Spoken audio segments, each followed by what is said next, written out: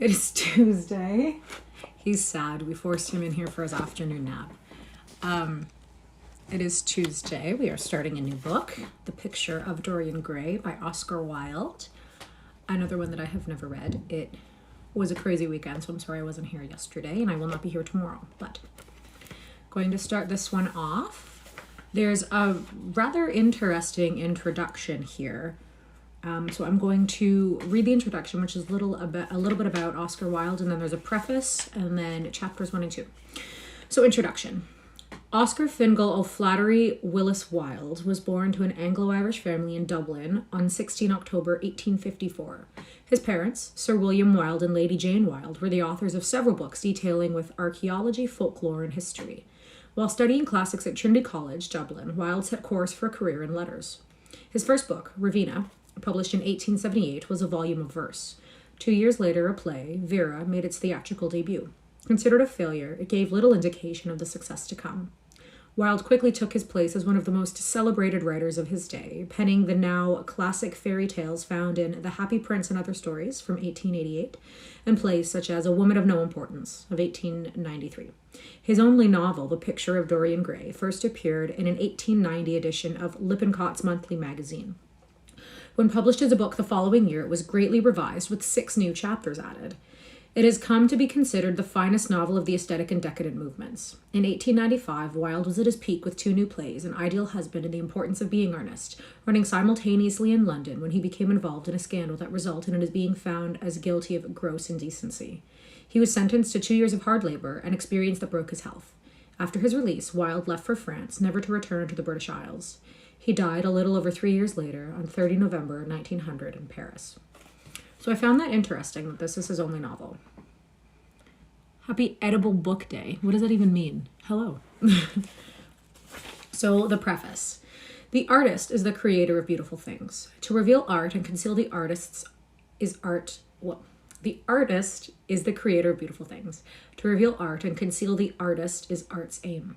The critic is he who can translate into another manner or a new material his impression of beautiful things. The highest as the lowest form of criticism is a mode of autobiography. Those who find ugly meanings in beautiful things are corrupt without being charming. This is a fault.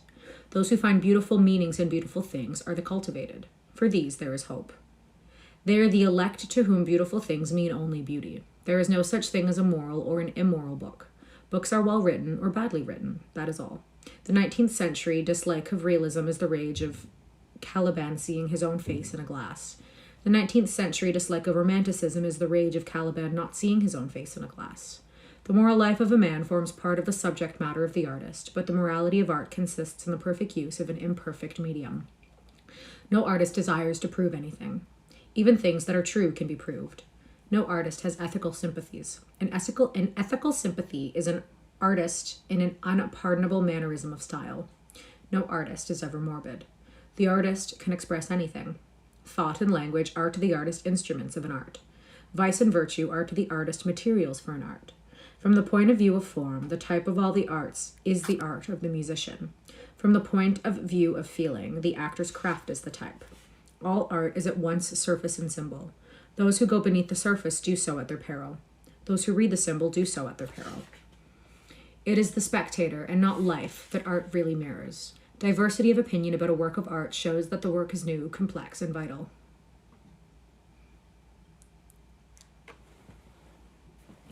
Yeah. When critics disagree, the artist is in accord with himself. We can forgive a man for making a useful thing as long as he does not admire it. The only excuse for making a useless thing is that one admires it intensely. All art is quite useless. You know, sometimes he graces us with his face, and right now, it's just his butt. So, chapter 1. The studio was filled with the rich odor of roses, and when the light summer wind stirred amidst the trees of the garden, there came through the open door the heavy scent of the lilac, or the more delicate perfume of the pink flowering thorn. From the corner of the divan of Persian saddlebags on which he was lying, smoking, as was his custom, innumerable cigarettes, Lord Henry Wotton could just catch the gleam of the honey-sweet and honey-colored blossoms of a laburnum, whose tremulous branches seemed hardly able to bear the burden of a beauty so flame-like as theirs, and now and then the fantastic shadows of birds in flight flitted across the long tussar silk curtains that were stretched in front of the huge window, producing a kind of momentary Japanese effect, and making him think of those pallid jade faces painters in Tokyo who, through the medium of an art that is necessarily immobile, seek to convey the sense of swiftness and motion. What a sentence. The sullen murmur of the bees shouldering their way through the long, unmown grass, or circling with monotonous insistence round the dusty gilt horns of the straggling woodbine, seemed to make the stillness more oppressive. The dim roar of London was like the Bourbon note of a distant organ. The Borden note of a distant organ. In the center of the room, clamped to an upright easel, stood the full-length portrait of a young man of extraordinary personal beauty, and in front of it, some little distance away, was sitting the artist himself, Basil Hallward, whose sudden disappearance some years ago caused, at the time, such public excitement and gave rise to so many strange conjectures. As the painter looked at the gracious and comely form he had so skillfully mirrored in his art, a smile of pleasure passed across his face and seemed about to linger there. But he suddenly started up and, closing his eyes, placed his fingers upon the lids, as though he sought to imprison within his brain some curious dream from which he feared he might awake. "It is your best work, Basil, the best thing you have ever done," said Lord Henry languidly. "You must certainly send it next year to the Grosvenor. The Academy is too large and too vulgar. Whenever I have gone there have been either so many people that I have not been able to see the pictures, which was dreadful, or so many pictures that I have not been able to see the people, which was worse. The Grosvenor is really the only place." "I don't think I shall send it anywhere," he answered, tossing his head back in that odd way that used to make his friends laugh at him at Oxford. "No, I won't send it anywhere." Lord Henry elevated his eyebrows and looked at him in amazement through the thin blue wreaths of smoke that curled up in such fanciful whorls from his heavy opium-tainted cigarette. "Not send it anywhere? My dear fellow, why? Have you any reason? What odd chaps you painters are. You do anything in the world to gain a reputation. As soon as you have one, you seem to want to throw it away. It is silly of you, for there is only one thing in the world worse than being talked about, and that is not being talked about. A portrait like this would set you far above all the young men in England, and make the old men quite jealous, if old men are ever capable of any emotion." "I know you will laugh at me," he replied, "but I really can't exhibit it. I have put too much of myself into it." Lord Henry stretched himself out in the divan and laughed. "Yes, I knew you would, but it is quite true all the same. Too much of yourself in it. Upon my word, Basil, I didn't know you were so vain, and I really can't see any resemblance between you, with your rugged strong face and your coal-black hair, and this young Adonis, who looks as if he was made out of ivory and rose-leaves. Why, my dear Basil, he is a Narcissus, and you, well, of course, you have an intellectual expression and all that. But beauty, real beauty, ends where an intellectual expression begins. Intellect is in itself a mode of exaggeration and destroys the harmony of any face. The moment one sits down to think, one becomes all nose, or all forehead, or something horrid. Look at the successful men in any one of the learned professions. How perfectly hideous they are. Except, of course, in the church. But then in the church they don't think. A bishop keeps on saying at the age of 80 what he was told to say when he was a boy of 18, and as a natural consequence he always looks absolutely delightful. Your mysterious young friend, whose name you have never told me, but whose picture really fascinates me, never thinks. I feel quite sure of that. He is some brainless, beautiful creature who should always be here in winter when we have no flowers to look at, and always here in summer when we want something to chill our intelligence. Don't flatter yourself, Basil. You are not in the least like him." "You don't understand me, Harry," answered the artist. "Of course I am not like him. I know that perfectly well. Indeed, I should be sorry to look like him. You shrug your shoulders? I am telling you the truth. There is a fatality about all the physical and intellectual distinction, the sort of fatality that seems to jog throughout history the faltering steps of kings. It is better not to be different from one's fellows. The ugly and the stupid have the best of it in this world. They can sit at their ease and gape at the play. They know nothing of victory. They are the least spared the knowledge of defeat. They live as we all should live, undisturbed, indifferent, and without disquiet. They neither bring ruin upon others, nor ever receive it from alien hands. Your rank and wealth, Harry, my brains, such as they are, my art, whatever it may be worth, Dorian Gray's good looks, we shall all suffer for what the gods have given us, and suffer terribly." "Dorian Gray? Is that his name?" asked Lord Henry, walking across the studio towards Basil Hallward. "Yes, that is his name. I didn't intend to tell it to you." "But why not?" "Oh, I can't explain. When I like people immensely, I never tell their names to anyone. It is like surrendering a part of them. I have grown to love secrecy. It seems to be the one thing that can make modern life mysterious or marvelous to us. The commonest thing is delightful if one only hides it. When I leave town now, I shall never tell my people where I am going. If I did, I would lose all my pleasure. It is a silly habit, I dare say, but somehow it seems to bring a great deal of romance into one's life. I suppose you think me awfully foolish about it." "Not at all," answered Lord Henry. "Not at all, my dear Basil. You seem to forget that I am married, and the one charm of marriage is that it makes a life of deception absolutely necessary for both parties. I never know where my wife is, and my wife never knows what I am doing. When we meet, we do meet occasionally, when we dine out together or go down to the Duke's, we tell each other the most absurd stories with the most serious faces. My wife is very good at it, much better, in fact, than I am. She never gets confused over her dates, and I always do. But when she does find me out, she makes no row at all. I sometimes wish she would, but she merely laughs at me." "I hate the way you talk about your married life, Harry," said Basil Hallward, strolling towards the door that led into the garden. "I believe that you are really a very good husband, but that you are thoroughly ashamed of your own virtues. You are an extraordinary fellow. You never say a moral thing, and you never do a thing wrong. Your cynicism is simply a pose." "Being natural is simply a pose, and the most irritating pose I know," cried Lord Henry, laughing, and the two young men went out into the garden together and ensconced themselves on a long bamboo seat that stood in the shade of tall laurel bush. The sunlight slipped over the polished leaves. In the grass, the white daisies were tremulous. After a pause, Lord Henry pulled out his watch. "I am afraid I must be going, Basil," he murmured, "and before I go, I insist on your answering a question I put on you some time ago." "What is that?" said the painter, keeping his eyes fixed on the ground. "You know quite well." "I do not, Harry." "Well, I will tell you what it is. I want you to explain to me why you won't exhibit Dorian Gray's picture. I want the real reason." "I told you the real reason." "No, you did not. You said it was because there was too much of yourself in it." "No, that is childish." "Harry," said Basil Hallward, looking him straight in the face, "every portrait that is painted with feeling is a portrait of the artist, not of the sitter. The sitter is merely the accident, the occasion. It is not he who is revealed by the painter. It is rather the painter who, on the colored canvas, reveals himself. The reason I will not exhibit this picture is that I am afraid I have shown in it the secret of my own soul." Lord Henry laughed. "And what is that?" he asked. "I will tell you," said Hallward, but an expression of perplexity came over his face. "I am all expectation, Basil," continued his companion, glancing at him. "Oh, there is really very little to tell," answered the painter, "and I am afraid you will hardly understand it. Perhaps you will hardly believe it." Lord Henry smiled, and, leaning down, plucked a pink-petaled daisy from the grass and examined it. "I am quite sure I shall understand it," he replied, gazing intently at the little gold-white feathered disc, "and as for believing things, I can believe anything, provided that it is quite incredible." The wind shook some blossoms from the trees, and the heavy lilac blooms, with their clustering stars, moved to and fro in the languid air. A grasshopper began to chirrup by the wall, and like a blue thread a long, thin dragonfly floated past on its brown gauze wings. Lord Henry felt as if he could hear Basil Hallward's heart beating, and wondered what was coming. "The story is simply this," said the painter after some time. 2 months ago I went to a crush at Lady Brandon's. You know we poor artists have to show ourselves in society from time to time, just to remind the public that we are not savages. With an evening coat and a white tie, as you told me once, everybody, even a stockbroker, can gain a reputation of being civilized. Well, after I had been in the room about 10 minutes, talking to huge overdressed dowagers and tedious academians, I suddenly became conscious that someone was looking at me. I turned halfway around and saw Dorian Gray for the first time. When our eyes met, I felt that I was growing pale. A curious sensation of terror came over me. I knew that I had come face to face with someone whose mere personality was so fascinating that, if I allowed it to do so, it would absorb my whole nature, my whole soul, my very art itself. I did not want any external influence in my life. You know yourself, Harry, how independent I am by nature. I have always been my own master, had at least always been so, till I met Dorian Gray. Then, but I don't know how to explain it to you, something seemed to tell me that I was on the verge of a terrible crisis in my life. I had a strange feeling that fate had in store for me exquisite joys and exquisite sorrows.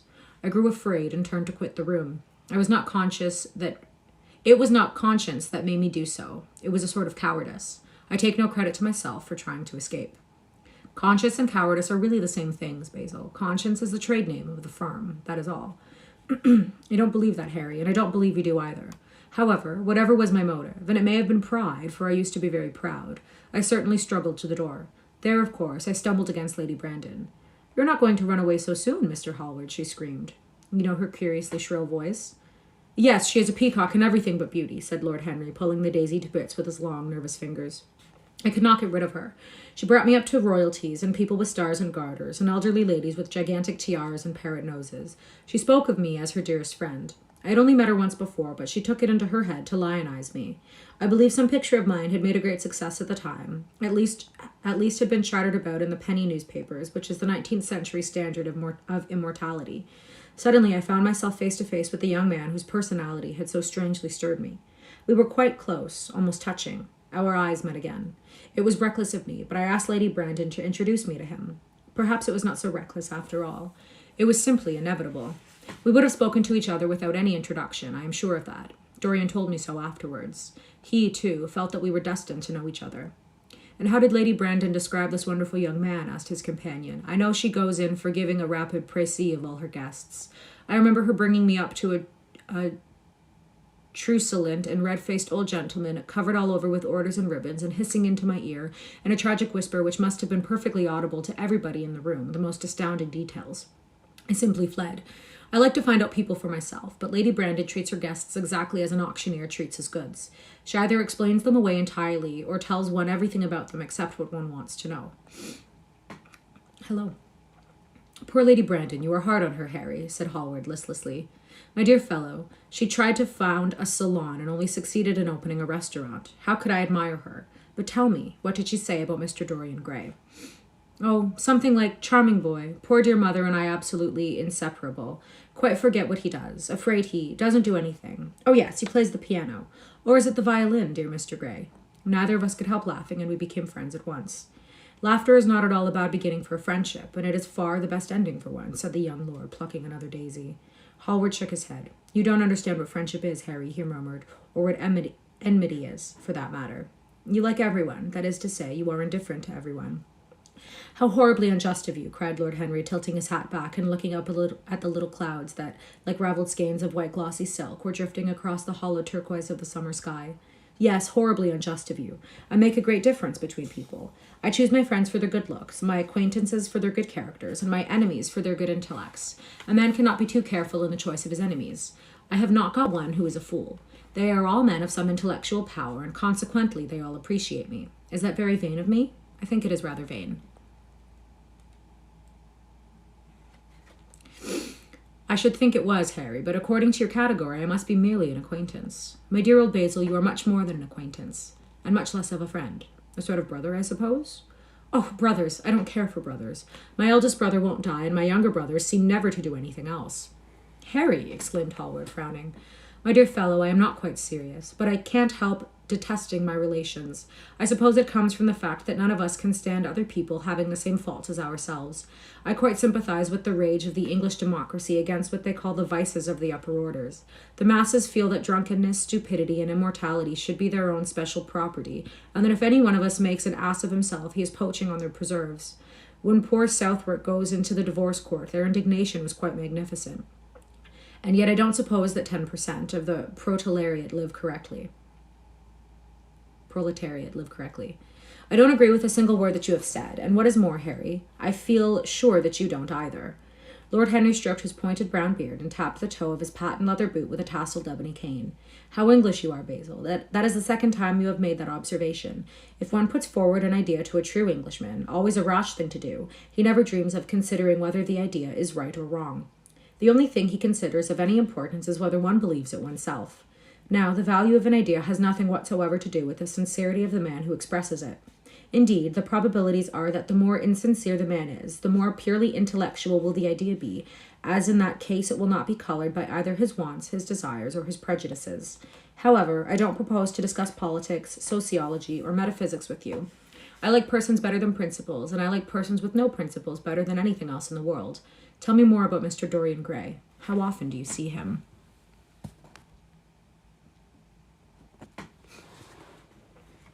Every day. I couldn't be happy if I didn't see him every day. He is absolutely necessary to me.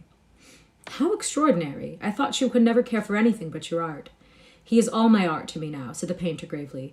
I sometimes think, Harry, that there are only two eras of any importance in the world's history. The first is the appearance of a new medium for art, and the second is the appearance of a new personality for art also. What the invention of oil painting was to the Venetians, the face of Antonio was to the late Greek sculpture, and the face of Dorian Gray will someday be to me. It is not merely that I paint from him, draw from him, and sketch from him. Of course I have done all that. But he is much more to me than a model or a sitter. I won't tell you that I am dissatisfied with what I have done of him, or that his beauty is such that art cannot express. There is nothing that art cannot express, and I know that the work I have done, since I met Dorian Gray, is good work, is the best work of my life. But in some curious way, I wonder, will you understand me? His personality has suggested to me an entirely new manner in art, an entirely new mode of style.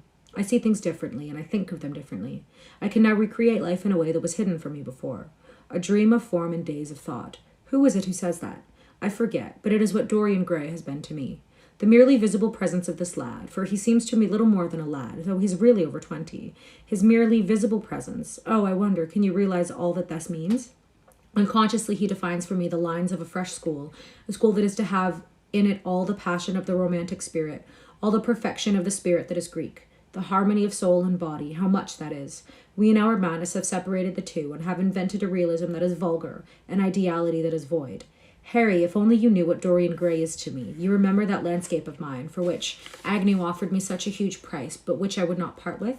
It is one of the best things I have ever done. And why is it so? Because while I was painting it, Dorian Gray sat beside me. Some subtle influence passed from him to me, and for the first time in my life I saw in the plain woodland the wonder I had always looked for and always missed.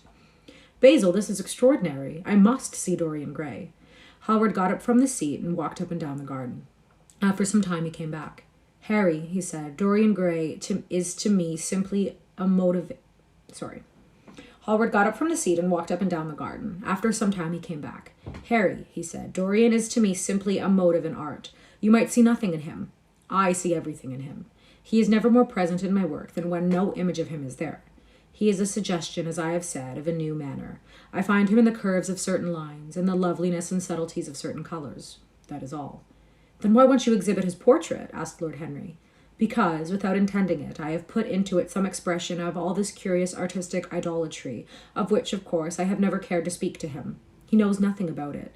He shall never know anything about it. But the world might guess it, and I will not bare my soul to their shallow, prying eyes. My heart shall never be put under their microscope. There is too much of myself in the thing, Harry, too much of myself. Poets are not so scrupulous as you are. They know how useful passion is for publication. Nowadays a broken heart will run to many editions. I hate them for it, cried Hallward.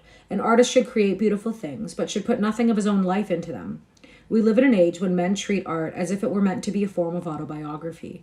We have lost the abstract sense of beauty. Some day I will show the world what it is, and for that reason the world shall never see my portrait of Dorian Gray. I think you are wrong, Basil, but I won't argue with you. It is only the intellectually lost who ever argue. Tell me, is Dorian Gray very fond of you? The painter considered for a few moments. He likes me, he answered after a pause. I know he likes me. Of course I flatter him dreadfully. I find a strange pleasure in saying things to him that I know I shall be sorry for having said. As a rule, he is charming to me, and we sit in the studio and talk of 1,000 things. Now and then, however, he is horribly thoughtless and seems to take a real delight in giving me pain. Then I feel, Harry, that I have given away my whole soul to someone who treats it as if it were a flower to put on his coat, a bit of decoration to charm his vanity, an ornament for a summer's day. Days in summer, Basil, are apt to linger, murmured Lord Henry. Perhaps you will tire sooner than he will. It is a sad thing to think of, but there is no doubt that genius lasts longer than beauty. That accounts for the fact that we all take such pains to overeducate ourselves. In the wild struggle for existence, we want to have something that endures, and so we fill our minds with rubbish and facts in the silly hope of keeping our place. The thoroughly well-informed man, that is the modern ideal. And the mind of the thoroughly well-informed man is a dreadful thing. It is like a bric-a-brac shop, all monsters and dust, with everything priced above its proper value. I think you will tire first, all the same. Some day you will look at your friend, and he will seem to you to be a little out of drawing, or you won't like his tone of color or something. You will bitterly reproach him in your own heart, and seriously think that he has behaved very badly to you. The next time he calls, you will be perfectly cold and indifferent. It will be a great pity, for it will alter you. What you have told me is quite a romance of art one might call it, and the worst of having a romance of any kind is that it leaves one so unromantic. Harry, don't talk like that. As long as I live, the personality of Dorian Gray will dominate me. You can't feel what I feel. You change too often. My dear Basil, that is exactly why I can feel it. Those who are faithful know only the trivial side of love. It is the faithless who know love's tragedies. And Lord Henry struck a light on a dainty silver case and began to smoke a cigarette with a self-conscious and satisfied air, as if he had summed up the world in a phrase. There was a rustle of chirping sparrows in the green lacquer leaves of the ivy, and the blue cloud shadows chased themselves across the grass like swallows. How pleasant it was in the garden, and how delightful other people's emotions were, much more delightful than their ideas, it seemed to him. One's own soul and the passions of one's friends, those were the fascinating things in life. He pictured to himself with silent amusement the tedious luncheon that he had missed by staying so long with Basil Hallward. Had he gone to his aunt's, he would have been sure to have met Lord Goodbody there, and the whole conversation would have been about the feeding of the poor and the necessity for model lodging houses. Each class would have preached the importance of those virtues, for whose exercise there was no necessity in their own lives. The rich would have spoken on the value of thrift, and the idle grown eloquent over the dignity of labor. It was charming to have escaped all that. As he thought of his aunt, an idea seemed to strike him. He turned to Hallward and said, "My dear fellow, I have just remembered." "Remembered what, Harry?" "Where I have heard the name of Dorian Gray." "Where was it?" asked Hallward with a slight frown. "Don't look so angry, Basil. It was at my aunt, Lady Agatha's. She told me she had discovered a wonderful young man who was going to help her in the East End, and that his name was Dorian Gray. I am bound to state that she never told me he was good-looking. Women have no appreciation of good looks. At least, good women have not. She said that he was very earnest and had a beautiful nature. I had once pictured to myself a creature with spectacles and lank hair, horribly freckled, and tramping about on huge feet. I wish I had known it was your friend." "I am very glad you didn't, Harry."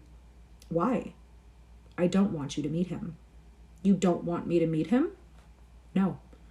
"Mr. Dorian Gray is in the studio, sir," said the butler, coming into the garden. "You must introduce me now," cried Lord Henry, laughing. The painter turned to his servant, who stood blinking in the sunlight. "Ask Mr. Gray to wait, Parker. I shall be in a few moments." The man bowed and went up the walk. Then he looked at Lord Henry. "Dorian Gray is my dearest friend," he said. "He has a simple and a beautiful nature. Your aunt was quite right in what she said of him. Don't spoil him. Don't try to influence him. Your influence would be bad. The world is wide and has many marvelous people in it. Don't take away from me the one person who gives to my art whatever charm it possesses. My life as an artist depends on him. Mind, Harry, I trust you." He spoke very slowly, and the words seemed wrung out of him almost against his will. "What nonsense you talk," said Lord Henry, smiling, and taking Hallward by the arm, he almost led him into the house. I think that's where we'll stop today. So I won't be back tomorrow, but Thursday. Thank you so much for reading with me, and have a great day. Bye.